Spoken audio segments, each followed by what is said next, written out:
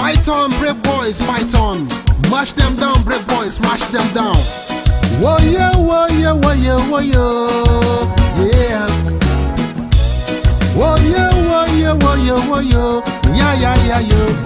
Yeah, friend, freedom, freedom, freedom. Yeah, friend, freedom, freedom, freedom. Yeah, friend, freedom, freedom, freedom. Yeah, friend, freedom.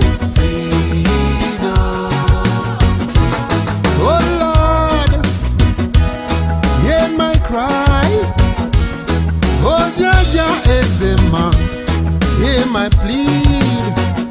They are killing us with impunity day and night. United Nations, your silence is so complicit. United Nations, your silence is complicit. And of it, why are you silent? Watching my people be massacred. Why are you silent? Watching Biafra people wiped away. African Union, why are you so silent? European Union, why are you silent? You all are holding your hands, watching my people be wiped away.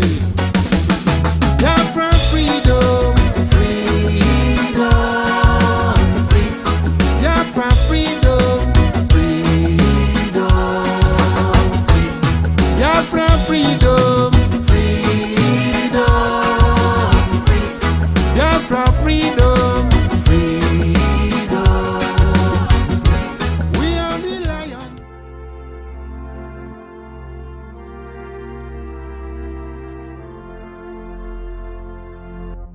Land of the rising sun, we long and cherish. Beloved home, land of our brave heroes. We must defend our lives, so we shall perish. We shall protect our hearts from all our foes.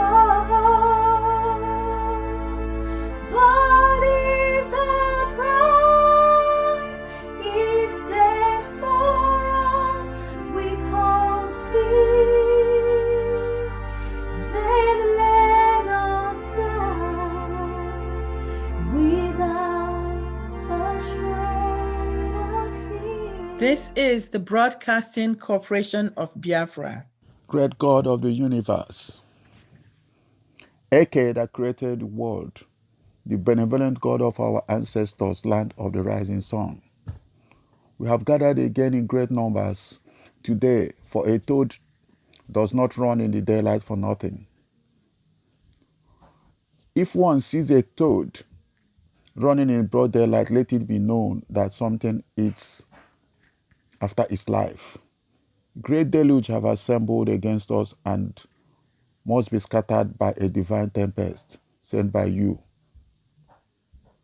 King that lives above, sweep away not only their shadows, but also their footprints. We have not risen against man or woman. It is you that gave us this land for our refuge. God the Creator, open our ears and our mind to perceive what we will hear today.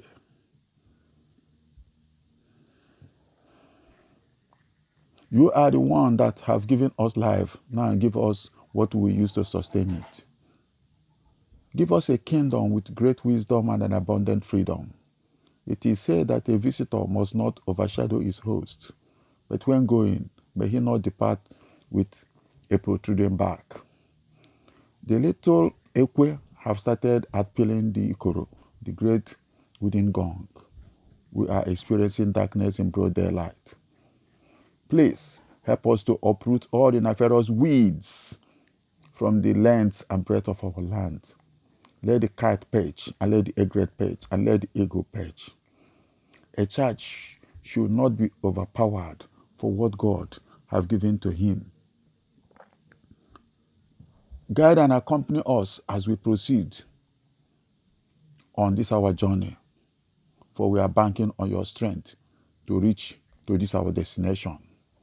So whoever positions himself before his personal God, may he run himself to exhaustion. Peace must reign in our land. May your will prevail, and let all be according to your will. He said, And here is a special announcement from the leadership of Biafra government in exile. This is BCB. Good day, and welcome to Biafra Broadcasting Corporation, BCB. I would like to bring you a very short message, but a very important one today, from Biafra Government in Exile, BGIE.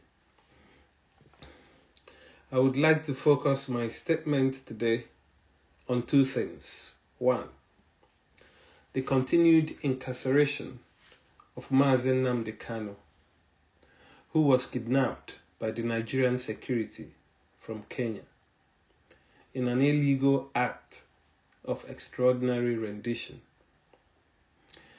And secondly, I would like to speak about the killing of Christians in Nigeria, a case of religious intolerance and jihadist activity. The objective of Biafra government in exile is the achievement of self-determination for the peoples of Biafra. These are the ethnic nationalities found in and around southeast Nigeria. BGIE is an instrument for peaceful engineering of Biafra exit from Nigeria and the restoration of an independent, free state of Biafra. BGIE symbolizes continued existence of remnants of the peoples and government of Biafra after the genocidal war that ended in January 1970. It is an umbrella for the strategic and structured process for all pro-Biafra groups to participate in the restoration of Biafra. In the case of Mazen Nnamdi Kanu, the leader of IPOB, he is actively engaged in the peaceful agitation for Biafra freedom. He did not commit any crime against the Nigerian state. He was traveling with a British passport. So his abduction is criminal and breaks international laws.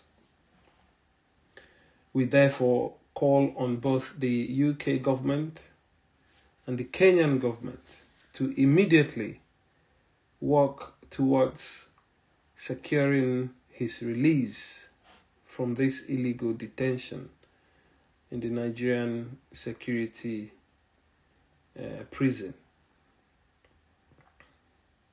Every generation will always make sacrifices one way or the other to ensure that future generations get a better deal. In our own case, we must make sacrifices to ensure our future generations enjoy freedom, liberty, equality, development, security, in the pursuit of happiness. One of such sacrifices at this moment in time is civil disobedience and peaceful protests for the continued detention against the continued detention of Kanu.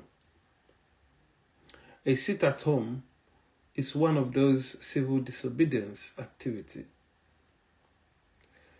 India, when they were fighting for independence from Britain, engaged in civil disobedience, sitting at home, and it worked for them. We too can use it, and it can work for us.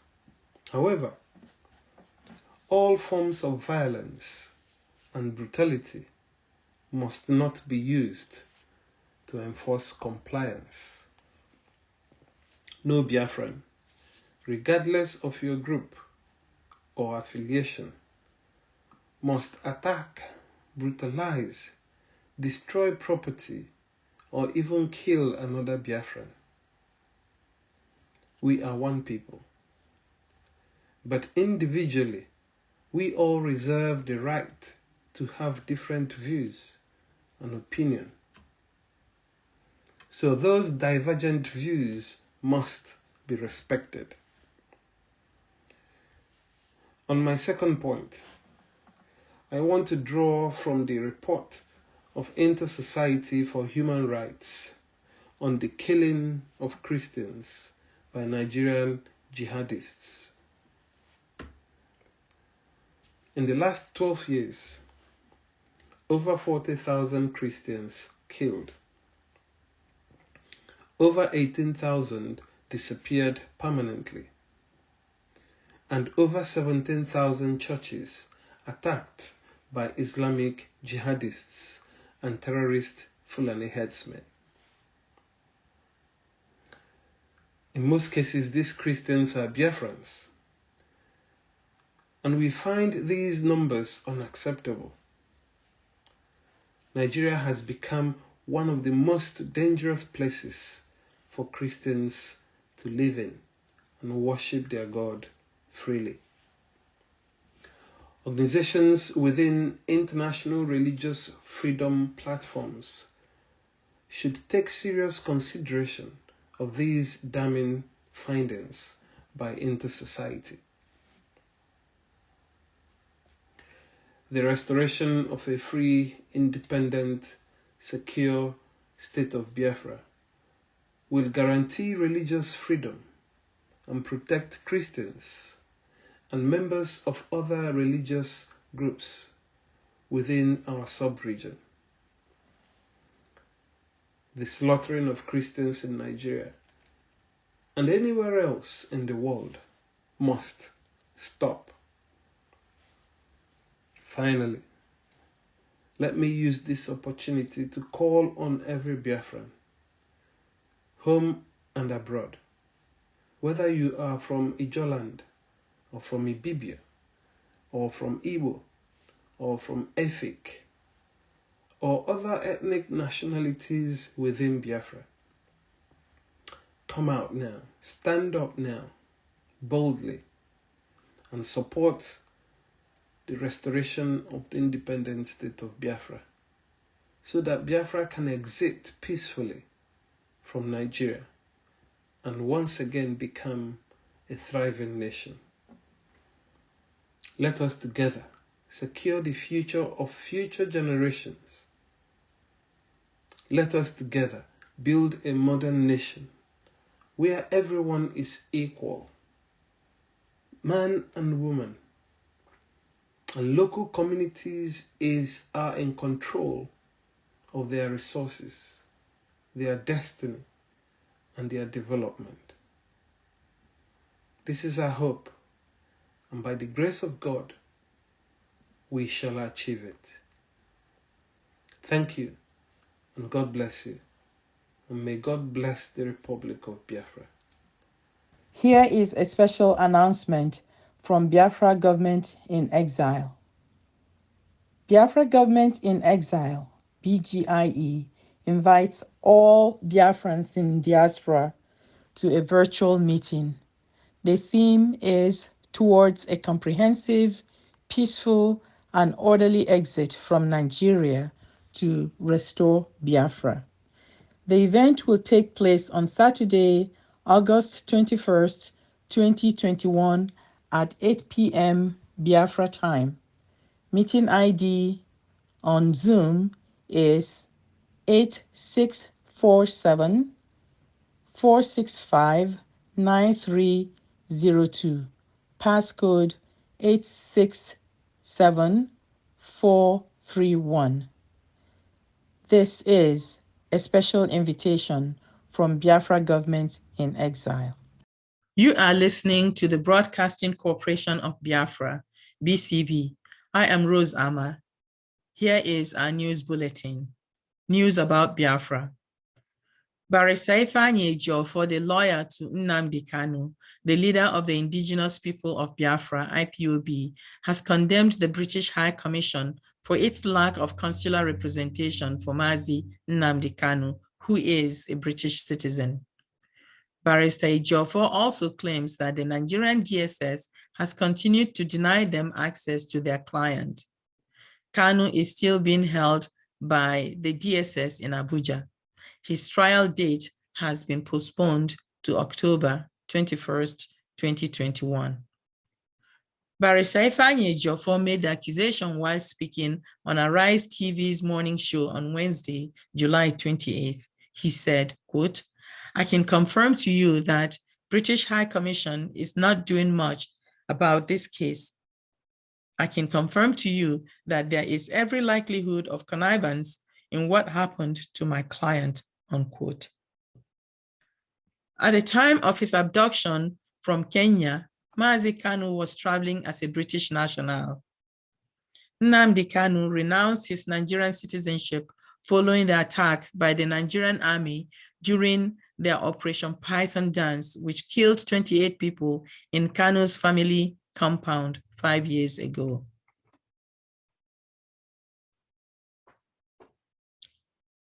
In other news, Amnesty International on Wednesday accused Nigerian security forces of killing at least 115 people between March and June this year in a crackdown on secessionist movement in the Southeast. According to Amnesty International, security forces, including the Army, Police, and the Department of State Services, DSS intelligence agency, suppressed several attacks, killing dozens of gunmen as well as civilians. Evidence gathered by Amnesty International paints a damning picture of the ruthless use of force by Nigerian security forces in Imo, Anambra, and Abia states, said Osai Ujeho, the NGO's Nigeria director. In addressing arbitrary arrests, the human rights organization said it counted at least 115 people killed by the security forces between March and June 2021.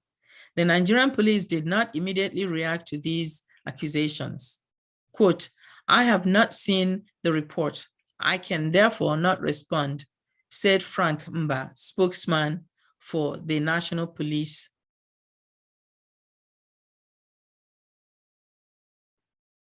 In May 2021, the Imo State government announced the arrest of at least 400 people allegedly linked to the violence. Quote, "Amnesty International's investigation indicates that most of them were picked up at random from their homes or on the street and had nothing to do with the IPOB protests or ESN," unquote, said the NGO. And now news from Nigeria. The Federal Bureau of Investigation has alleged that money laundering suspect Abbas Ramon, aka Hush Puppy, paid 8 million naira or $20,600 to the Deputy Commissioner of Police, Abba Kyari, to arrest and detain a, quote, co-conspirator, Chibuzo Kelly Vincent, unquote. A document issued by the United States District Court for the Central District of California and dated February 12, 2021, alleged that Hush Puppy contracted the services of Kyari after Chibuzo allegedly threatened to expose an alleged $1.1 million fraud committed against a Qatari businessman. In other news, Are Onaka Kanfo of Yoruba land, Iba Gani Adams, has applauded Justice Obiora Egwuato's ruling, which granted 12 aides of Chief Sunday Igboho Adeyome bail after 32 days in the custody of the Department of State Services. Adams, through his special assistant on media, Mr. Kainde Aderemi, described the ruling as a reflection of people's hope in the judiciary. The 12 aides of Sunday Igboho, a Yoruba national agitator, were arrested on July 1 during an attack on Igboho's Soka residence. Justice Ekwato, in her ruling, said the detainees are entitled to bail by the provisions of the Nigerian law, having been held in custody beyond the period stipulated by law. The judge said that the law even frowns at a situation where citizens' liberty is curtailed under unlawful circumstances. It should be noted that the Nigerian security agencies have the tradition of blatant disregard for the laws under which they also operate. They refuse to bring detainees to court or hold them in detention as long as they can without trial. Case in point is Mazi Nnamdi Kanu, who is currently held in detention without trial. Doctors in Nigeria's public health institutions have on the 10th August 2021 walked out of their jobs. This is the fourth time within a 2-year period and during this ongoing COVID-19 pandemic that Nigerian doctors are striking due to non-payment of their salaries. The strike has left government-run hospitals and COVID-19 treatment centers short of staff, even as Nigeria is experiencing an increase of COVID-19 infection cases due to the new Delta variant.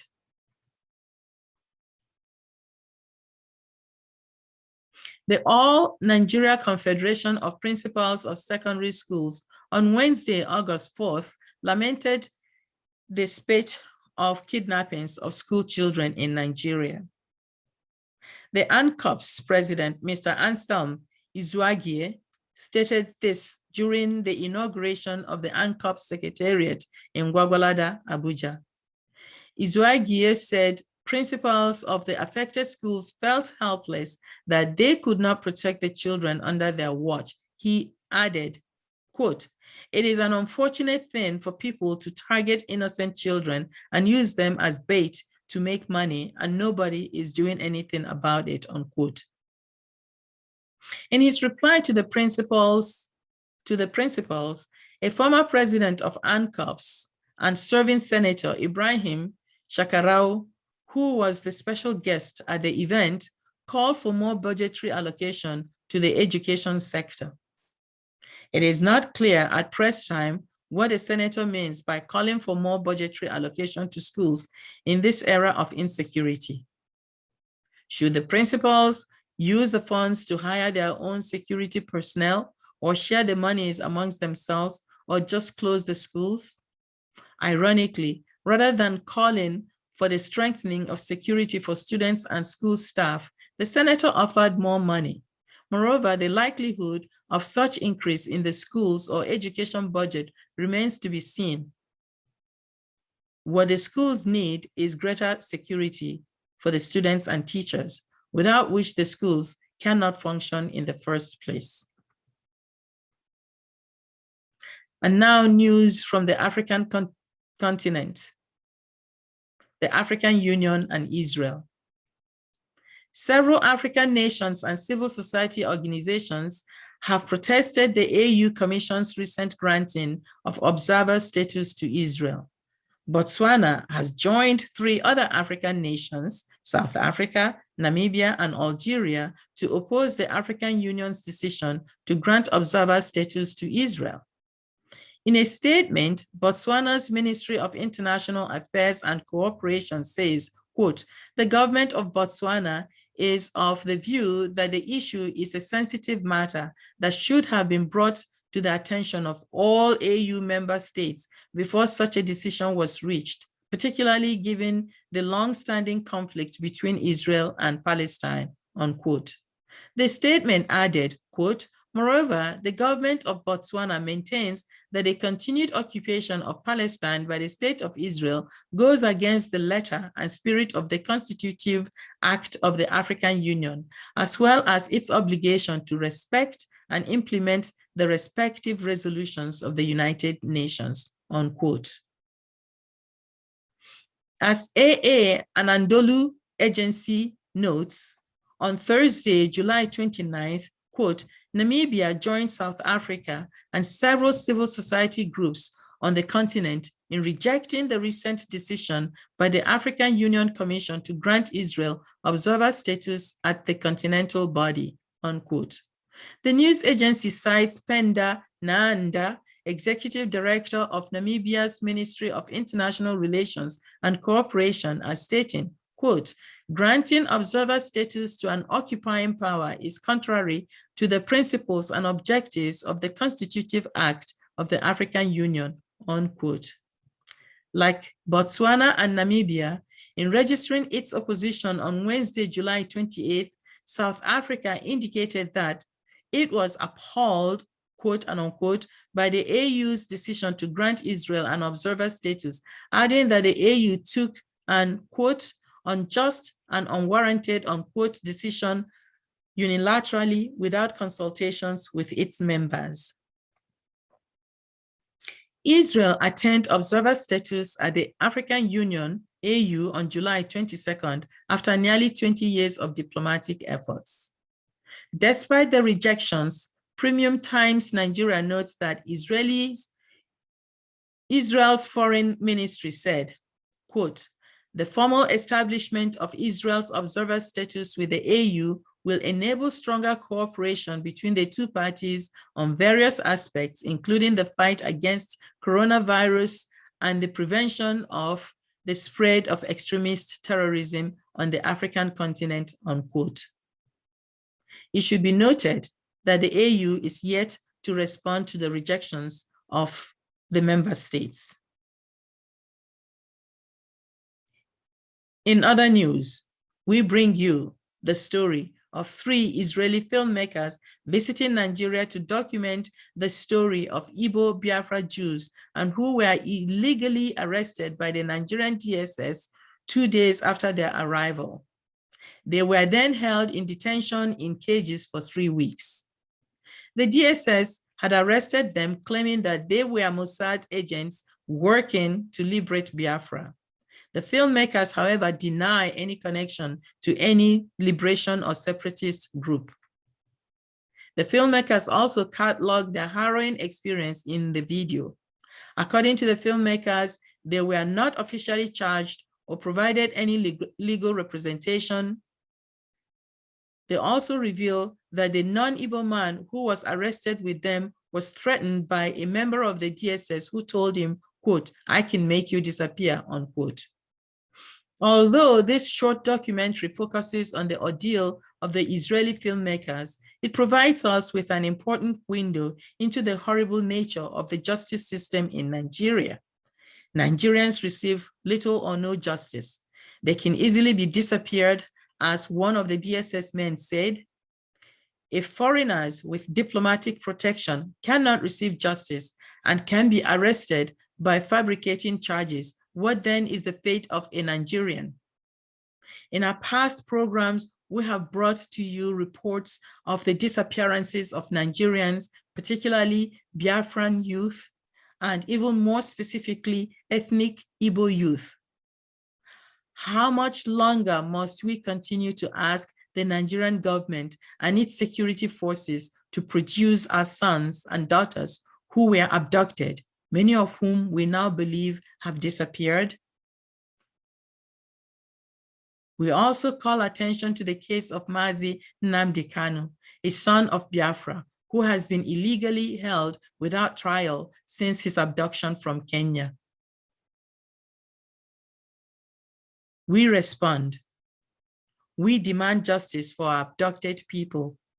We demand justice for Mazi Nnamdi Kanu. We call for the recognition of our human rights, our humanity, and our dignity. We shall not be subjugated. This is BCB, the Broadcasting Corporation of Biafra. This ends our news bulletin. I am Rose Ama. Thank you for listening. We will never give up. We are determined. No one can stop us. As we are rising, no one can bring us down. This is the time for freedom. Biafra must be free, yes. Our land is occupied now by the fighting terrorists. How long shall the favorite shepherd tremble before their keeper?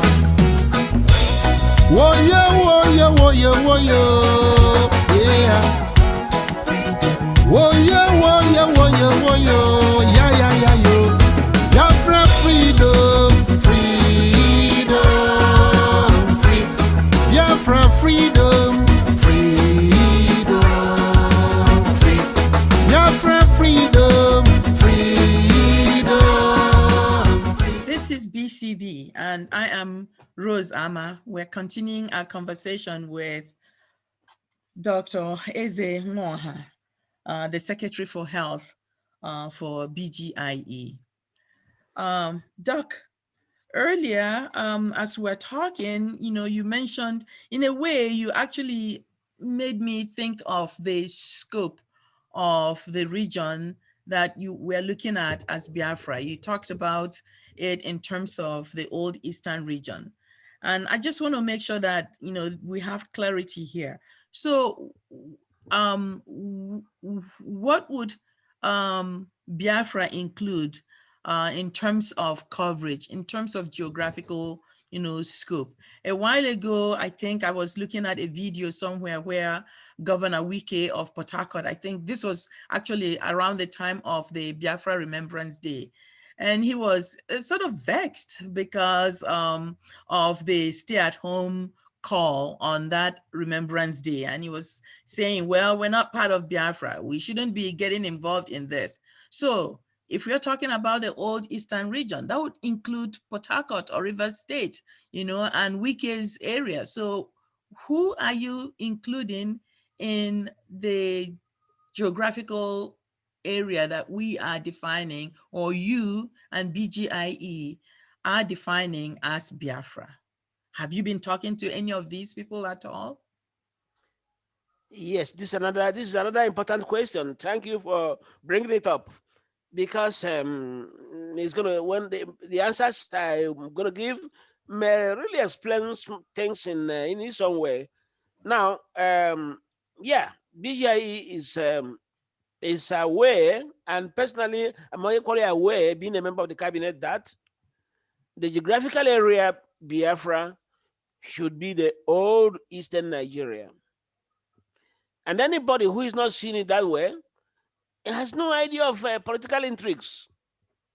If you want to play politics, you play politics smoothly and beautifully. Don't cry when you have, no, no, no. Politics you play laughing.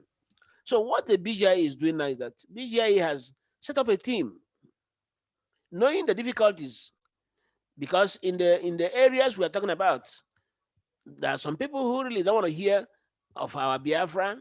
Others are so happy to hear about it.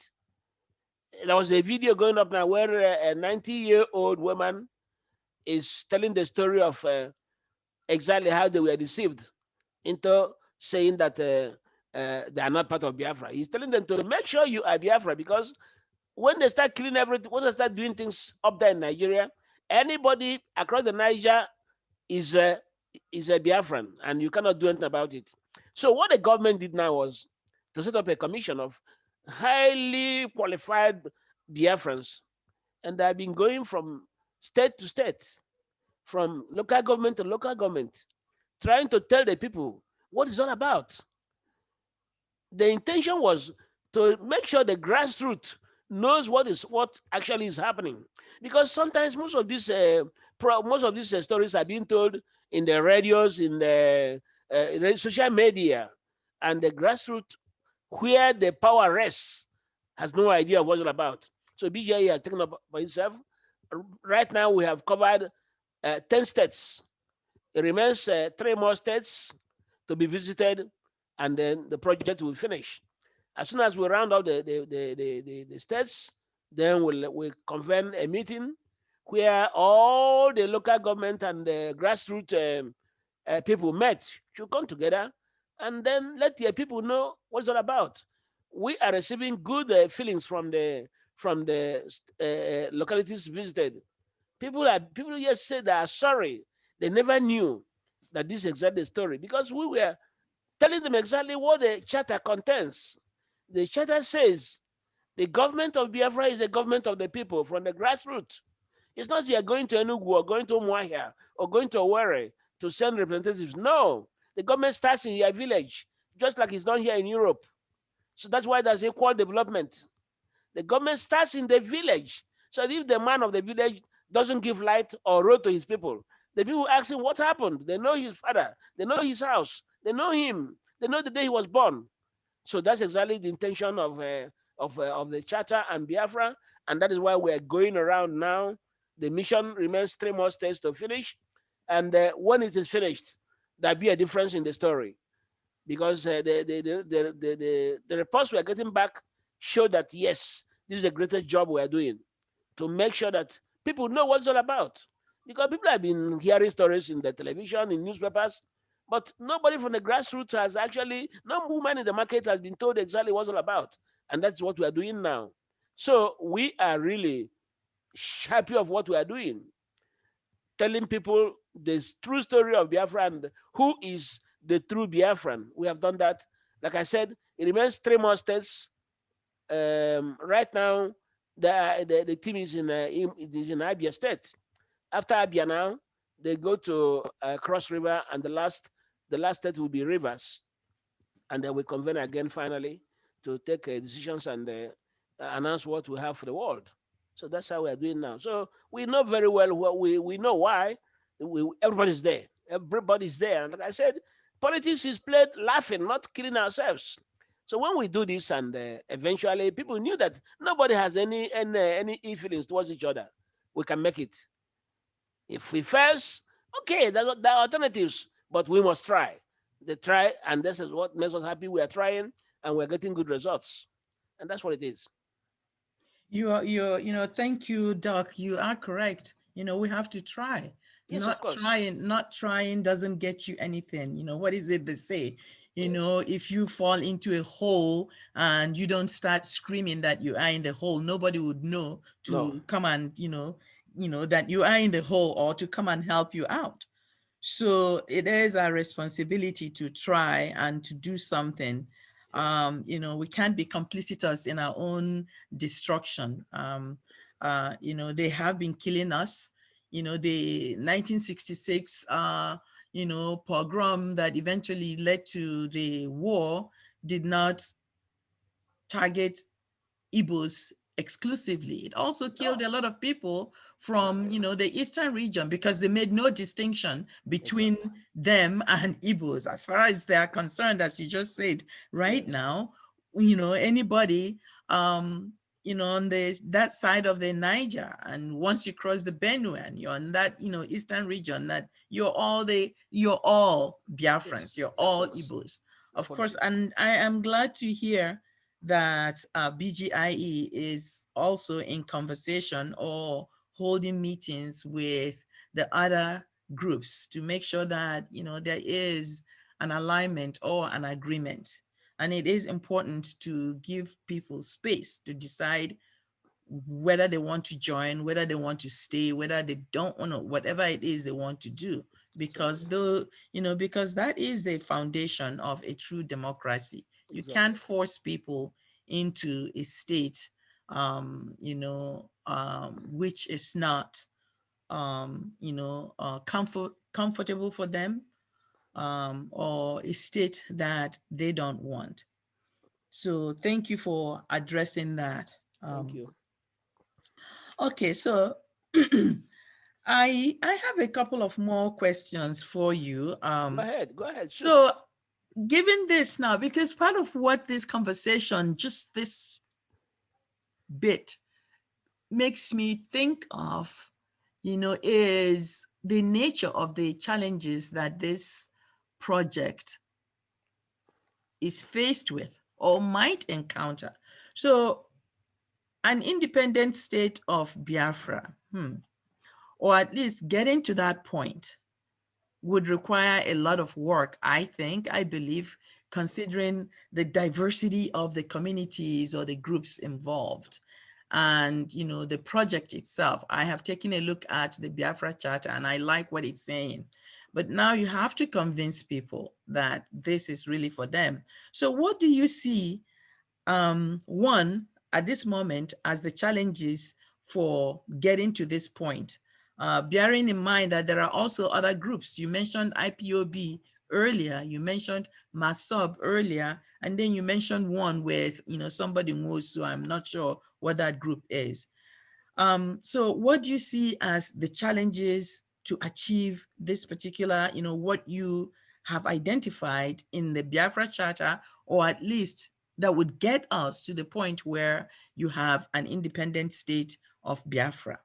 What do you see also as potential challenges in the future? Maybe that's asking for too much. But what are the challenges? No, it's not asking. It's I've been in it for 20 years, so there's no problem. Let me try to see if I can tell you little stories. Now, thank you so much for this question, because if we're able to get anything out of this question, we have made it. Okay, now, good. Yes. Our greatest problem now as me and you are talking, our greatest problem is insecurity. Now, the enemy saw that the Biafran by nature is not violent. The Biafran is a person who goes to really get what he wants by himself. He doesn't need you to help him or her. So what they have done now is to put insecurity everywhere so that people will be afraid of movement, even going to their own local market, even coming together with their brothers and sisters to talk. That is the insecurity they have planted. This is the greatest we have now. Then another problem we are having is not trying to be on the same page. We know that it can never happen in this world that all of us are going to be on the same page in this struggle. No. But what we're trying to do is to have it minimum. For example, as we have it now, we know very well that those who really don't care or don't seem to understand what we are doing are the political class. But also, including the political class, there are also some of them who understand what is happening. But because some of them were so poor, and then they went into politics for money, they don't want to talk out. But looking at them individually, if you talk to them individually, they are the same page with me and you and all of us who are fighting for Biafra. So insecurity and this type of disunity is exactly what is delaying. I mean, I won't lie to you if I don't tell you that it is delaying our march. Because somebody will put up a very beautiful point. When we're trying to discuss it, somebody comes up and says, no. And he has argued that he has looked at that from himself, he wouldn't get anything out of it. Then instead of trying to tell the brothers, let's do it this way, he keeps quiet. Or rather, he opposes it outrightly. I think, and I believe that superior argument is the best in every society. But most of us, I'm really annoyed with our intellectuals. I'm sincere about it. Because meetings we are holding sometime at the intellectuals, when you go home, you think to yourself, are we really the intellectuals Biafrans need? Or are we just answering these names because we collected the PhDs in 9 places? So these are questions we should, consider when we are alone. Because if you don't understand that these young men and women who are really on the front line are not there for themselves. These guys are there because somebody has finished engineering and he has not got a job. The mother still gives him money to buy soap to wash his dress on Saturdays. Listen, this afternoon, I was talking to the wife of my cousin at Newi. He's a master's in education. But dear, you know what he's doing now? he has turned a seamstress, because if he doesn't do that, the children will eat. So he has turned a seamstress and is looking for money to buy machines. And I was contacted. Of course, we're going to help to get money to get more machines so that he can have a workshop. And that is what is happening at home. People have been destroyed. I mean, these guys brought in, I mean, the insecurity is not only dying because they deprive you of even food, they even deprive you of logical thinking. So it's the greatest we have. If we can survive this insecurity and let our people a little bit think about themselves and their future, I think we are. Of course, we know we're going to make it. We must get Biafra, but probably if what I'm saying now is taken care of, we might maybe get it in weeks instead of getting it in months. Hmm. And that's the point I'm making. Thank you. That's good. Yeah, you're correct about the insecurity problem that we have right now, and it's been escalating. We've been watching it, and it's insecurity from the Fulani herdsmen, from Boko Haram, from Islamic state West Africa, from the federal government itself, and also from our own areas. Our own areas, yes, our men.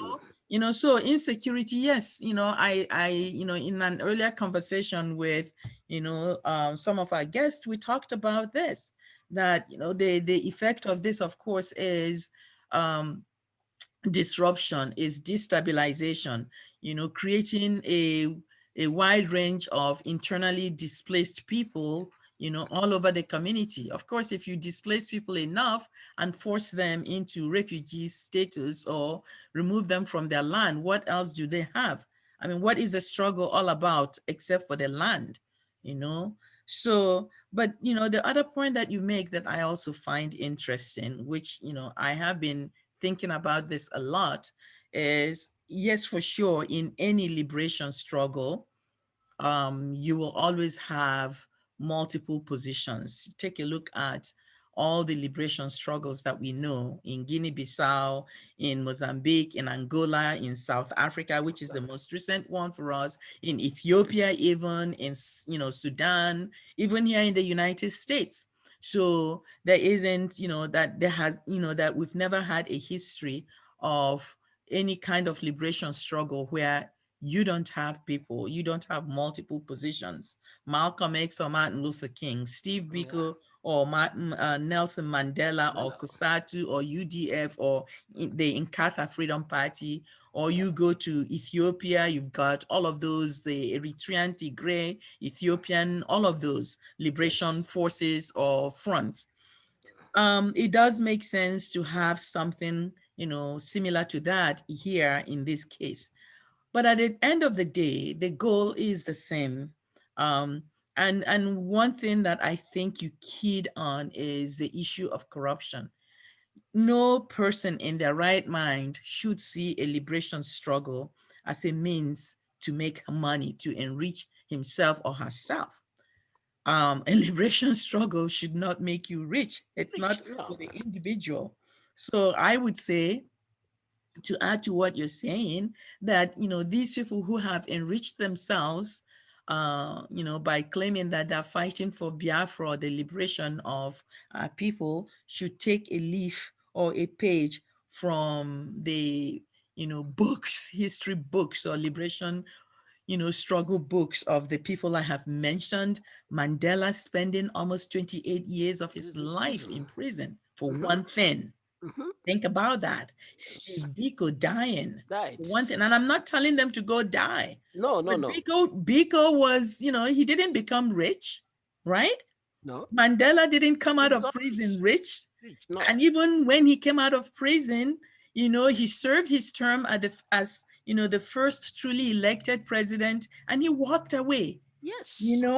Martin Luther King didn't make himself rich by becoming, a civil rights, leader. Neither did Malcolm X, right? Neither did, Winnie Mandela. She didn't make herself rich.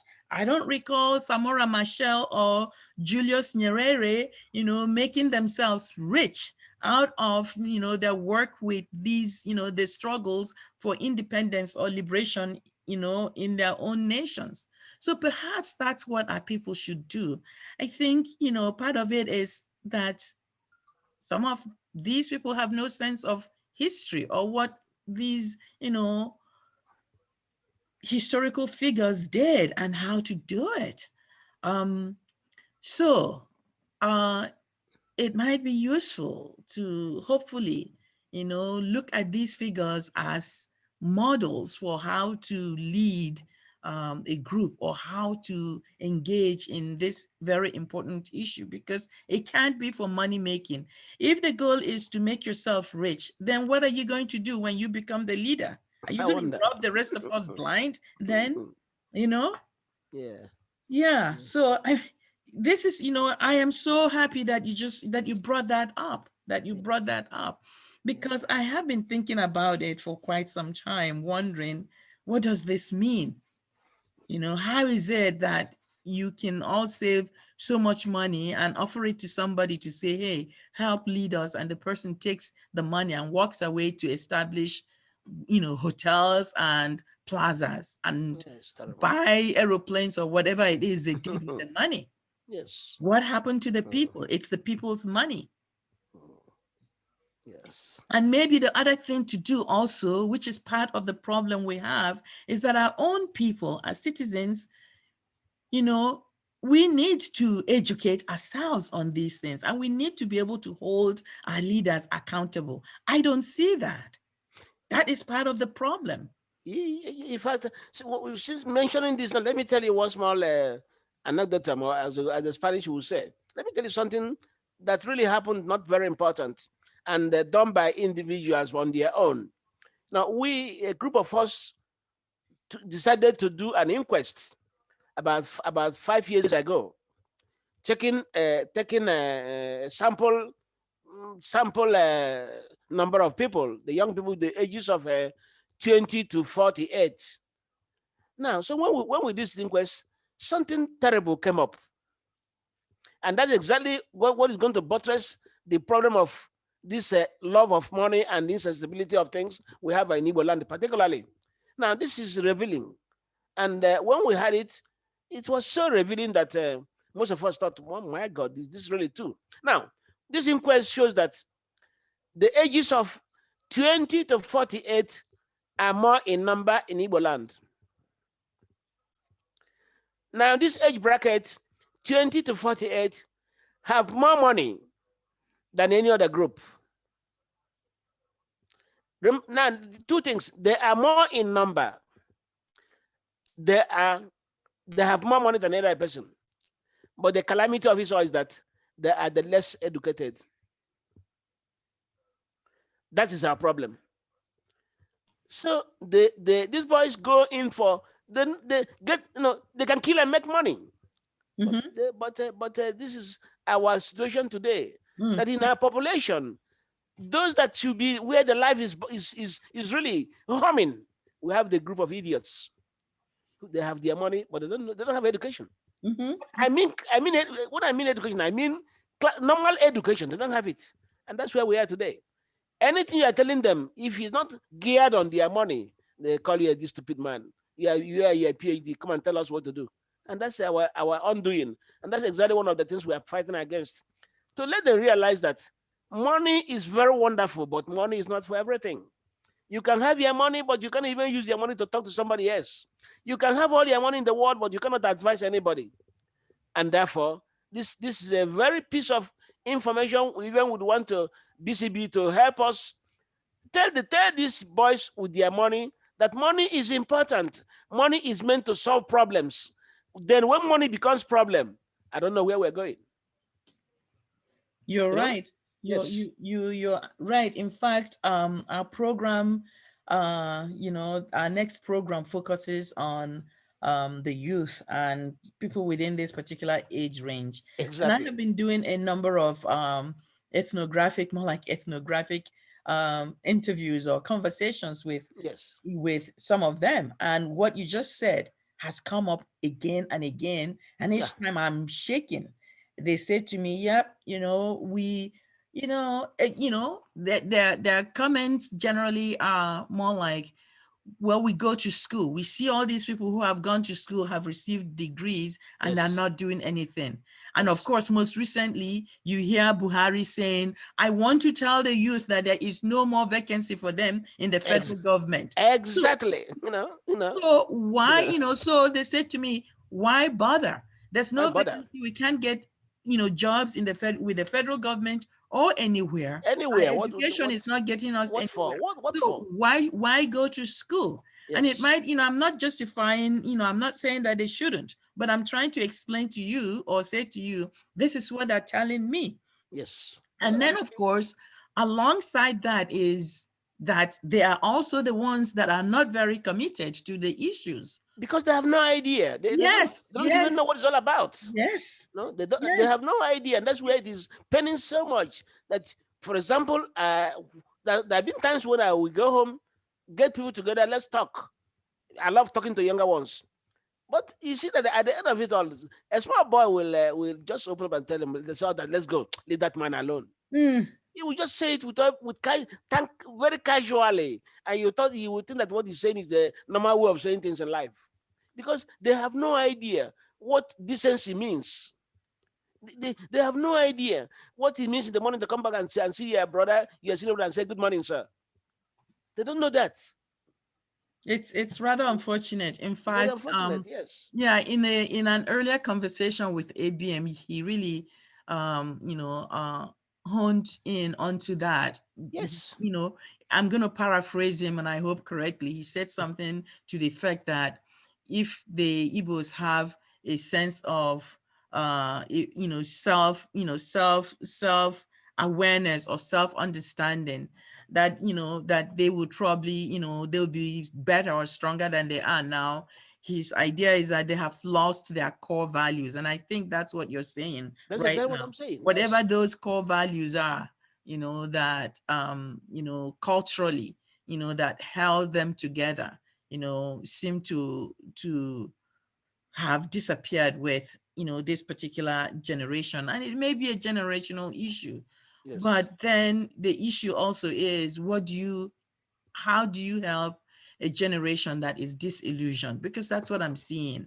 This generation is very, very disillusioned. A number of them were born after the war or Exactly. right at the end of the war, War. and are watching this happen. It's 50 years plus. Our Yes. area looks as if it has just gone through war. You cannot travel through any state in Biafra, or you want to say the Igbo regions, the southeastern region, without worrying about your life. Exactly. You're correct. Poor roads, poor infrastructure, the universities are not working, no resources, no electricity, nothing. Yes. And then, and we sit back and say, we are also the area that makes it possible for even the state of Nigeria to exist in terms of the production of oil and minerals. Exactly. Why? Why? So they are watching this. Yes. And then they're comparing everything that's happening to the leaders. Exactly. These corrupt leaders. Mhm. Every one of them is corrupt. Whether it's the current leader of Imo State, or the one in Abia, or the past governor of Imo State. What did they do?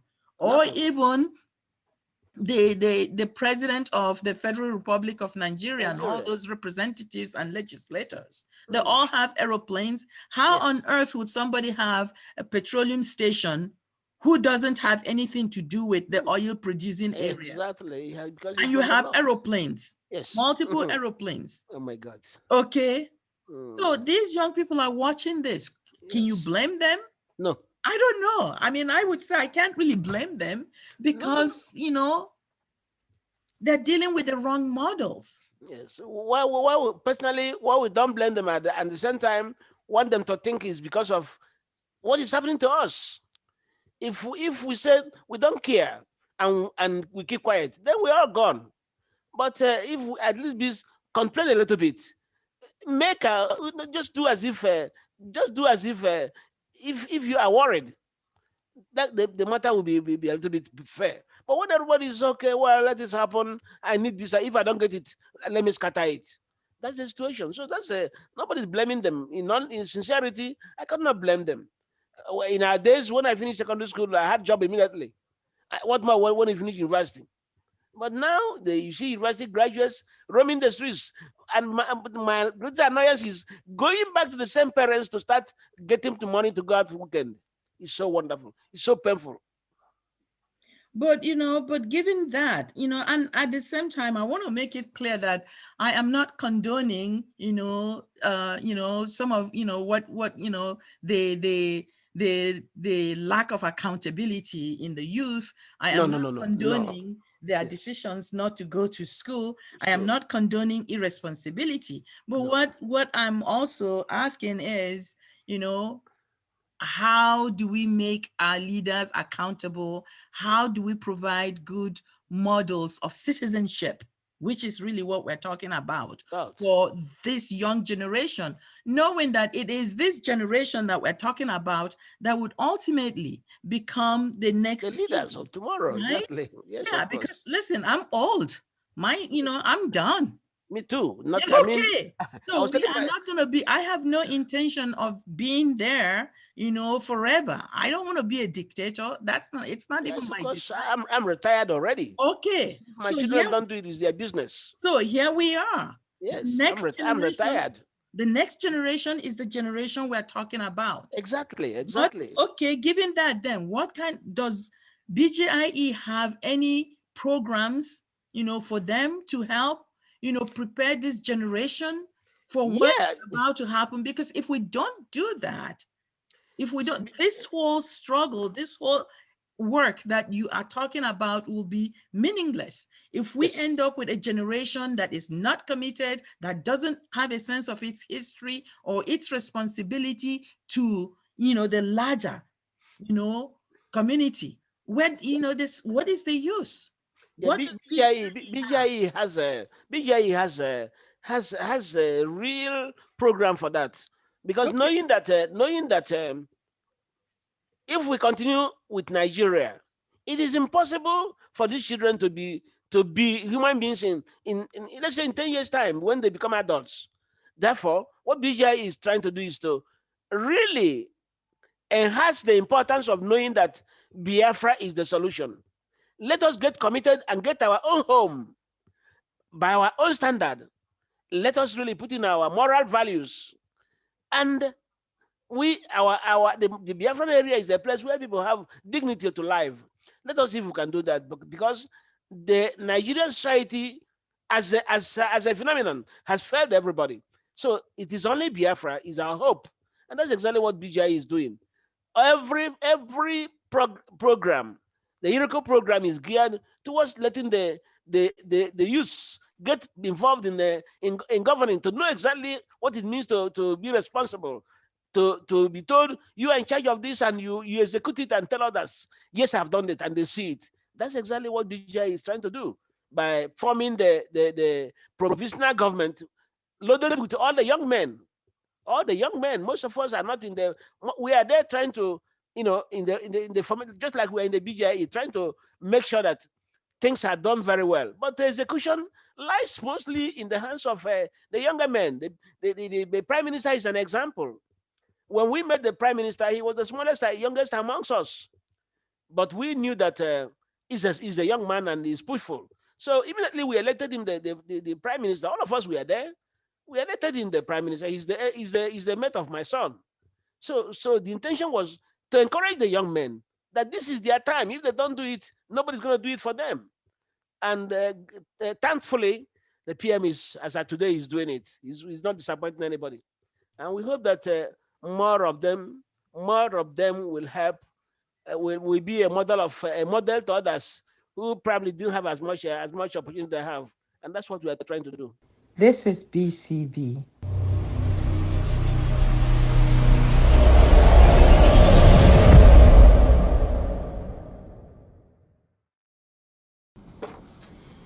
Next, we have Dr. Akoram Dike, an international director, Justice Now Nigerian, and president of the Caribbean and African Faith-Based Leadership Conference. I bring you Dr. Dike.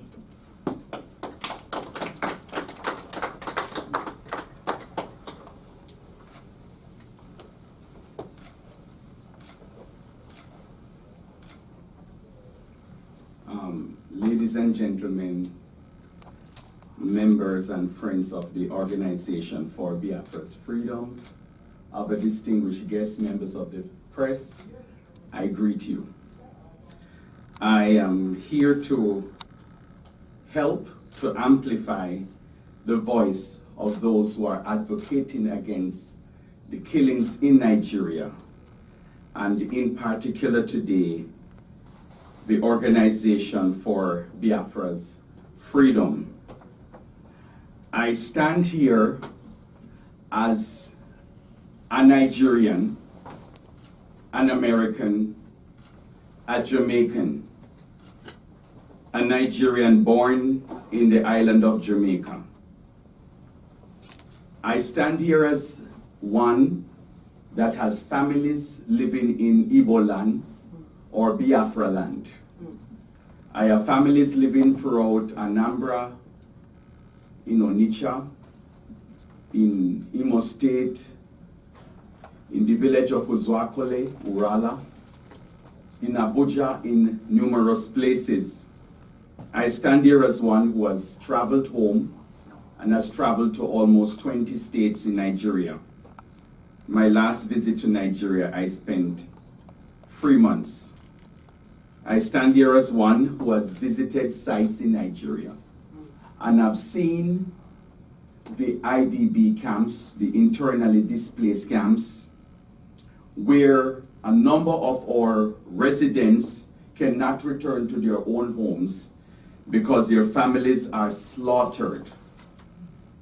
I stand here as one who gets emails, who gets pictures, who gets WhatsApp messages daily, video messages of bloodshed, of killings, of some of the most inhumane tragedies that one can ever see in the world.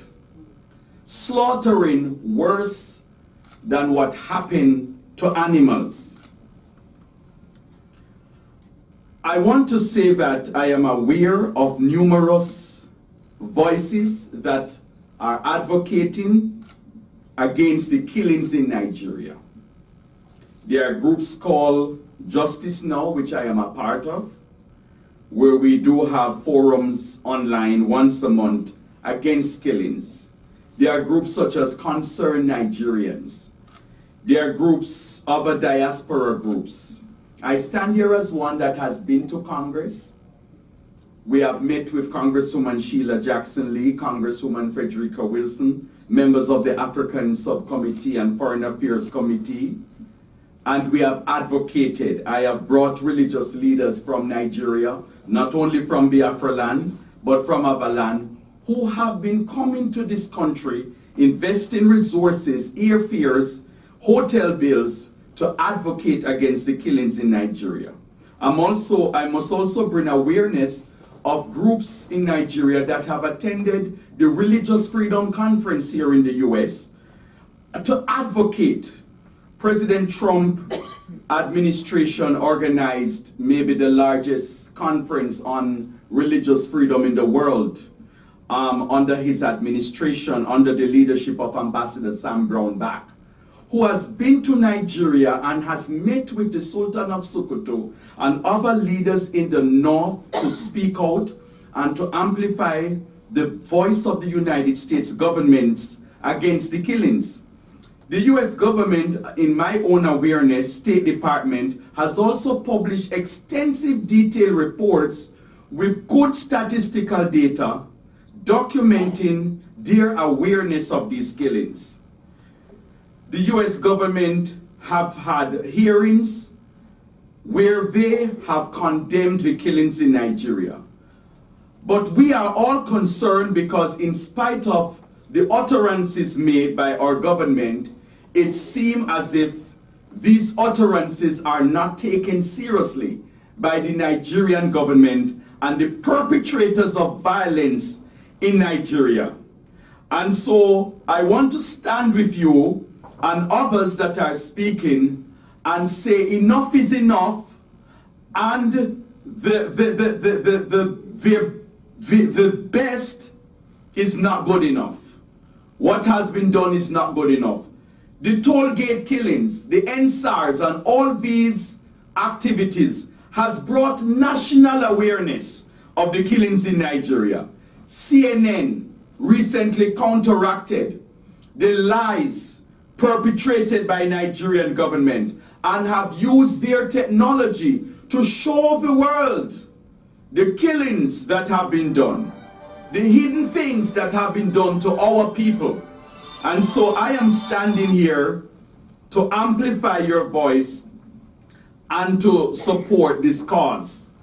Congresswoman Sheila Jackson Lee in the congressional hearing says, Black lives matter wherever they are in the world. Nigeria is Africa's largest economy, with over 200 million people living in Nigeria. And it is alleged that 200 million people seem to be hijacked by 15 million Fulanis. 6 million. Or 6 million, hijacked by a small group of people that has an Islamization agenda. Our people have been hijacked. Our people no longer feel safe by a government whose responsibility it is to protect them. It is the right of government to provide safety and security for our people. We want to appeal more to the United States government, a government or a country that the Second Amendment of this country is religious freedom. One of the reasons why people come to the United States is for freedom of liberty, the pursuit of happiness. We are here to flee persecution. The US is the largest democracy in the world and has been known as an advocate for human rights and civilian security. I remember on 2 occasions I brought groups of Nigerians to the US State Department. There's an office called the Office of Global Justice, Human Rights and Civilian Security, to bring them to air the concerns to the State Department. Many letters have been written to the Biden administration. Many petitions have been sent. The killings in Nigeria is not only civic violence, it's not only an ethnic violence, it is also religious persecution. It falls in numerous categories of insecurity, numerous categories that conflicts with the US policy on freedom. We are asking that the United States government do more than talking. We need preemptive action. We perhaps need peacekeeping missions on the ground.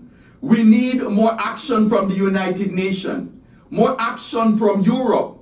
We perhaps need troops to bring calm to the ground because our citizens no longer feel safe. Recently, I was in a meeting, I think it was 3 weeks ago, with the interim director for the Homeland Security Faith-Based Center, and we had a talk about Nigeria. Similar conversations existed with myself and the Secretary for Homeland Security, who served under the Trump administration. And one of the things that I have personally uttered to the government is that while African Americans and other blacks in America can sleep at night, thinking mainly of economic challenges, many of us Nigerians cannot sleep because we are not sure when we wake up in the morning who in our families we will hear that have been killed. We cannot sleep. Our blood is running hot because daily they are killing us. The question many ask is, can Nigeria work? Can we have one Nigeria? Do we really have a country that will stand up for the common welfare of all human beings living in Nigeria? And that is why I believe there is the advocacy for Biafra's freedom. Because there is the belief by many within the Igbo community, within the Biafran community, that we no longer trust the government. We no longer think the government can work. There is the historical belief by many in Biafra land that Nigeria perhaps was a country that was orchestrated by their colonizers, where we picked nations and tribes and bunched them together and forced them to live together. But there is a sense and feeling and sentiment today that people in Nigeria no longer believe that we can live together, that Nigeria cannot be one, that Nigeria cannot work. Hence there is desire for the separation. Hence there is desire for freedom. Hence there is desire for Biafrans wanting to live in their own land. Igbos are now of the belief that give us our freedom to live in our own land where we can protect ourselves. There is inequality of power. There is inequality of opportunities in the military that controls and exploit us. In the police force, in government, inequality of wealth and everything. There is a lack of care, a lack of concern for health, gross health disparity, lack of education, lack of economic opportunities. There is little or no concern, and there is a daily killing and killing and killing of our people. We are asking the United States government, we are asking the United Nations, we are asking all Nigerian diaspora organizations, we are asking the churches, because the church is the conscience of the nation, called to be the agent of God, called to be a light and the voice of God, the prophetic voice of God in the world. And as the faith-based leader for the African and the Caribbean Faith-Based Conference, we're appealing to churches in South Africa, Southern African nations, Western African nations, East and North Africa, to speak out of the core of your humanity, to stand in solidarity with the churches, the Christians, the Igbo, the Biafrans in Nigeria, out of your common humanity, to condemn the killings and to seek advocacy wherever you are. The killings of blacks, the killings of Biafrans in Nigeria is not just the concern of one ethnic group. It must be a concern for all humanity, because all lives matter. The Bible says, thou shalt not kill. Killing is one of the condemnations issued in the Ten Commandments. And every religious group, whether Christian, Muslim, or Jewish, that holds the value that killing is wrong, should stand up against the killings in Nigeria. My brothers and sisters, I join with you and I say enough is enough. We are concerned about the killings in our land. The killings also exist in Benue State. I went there when they killed 110 people one time. I stood on the graves. The pictures are on my Facebook page. I have been with Governor Autumn in Benue. I have seen the increased killings that are happening in other parts of Nigeria.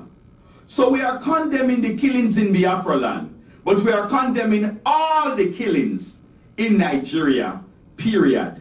Enough is enough. We need government power. We need people power. We need everyone to unite, and let us take preemptive action to stop this killing. May God bless you, and thank you for having me here. God bless you.